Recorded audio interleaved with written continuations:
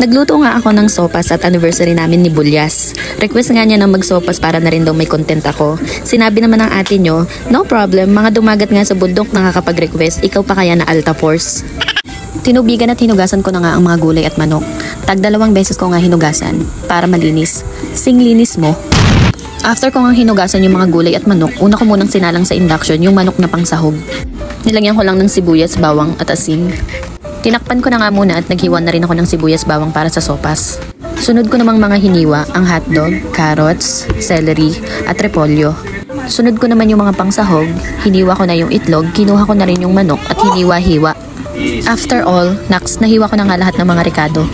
Sinalang ko na nga yung kaldero. Ito na nga fresher ang ginamit ko at yung ibang gamit nasa kabilang bahay na. Nilagay ko na nga yung butter, star margarine, konti pat nilagay ko na rin yung sibuyas at bawang. Sandali pat nilagay ko na rin yung manok at ginisa-gisa. After ko nga magisa, nilagay ko na yung tubig na pinaglagaan ng manok kanina. Tinakpan nga muna. Grabe na nga ang kulo niya, kaya nilagay ko na yung hotdog, celery, carrots at yung itlog na rin na pangsahog. Sunod ko namang nilagay yung gatas ng jersey na evaporada.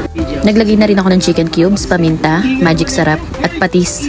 After nga ng ilang minuto, nilagay ko na rin yung macaroni elbow ng Fiesta. Takpan muna para maluto ang macaroni. After po ulit ng ilang minuto, ayun at luto na nga ang macaroni.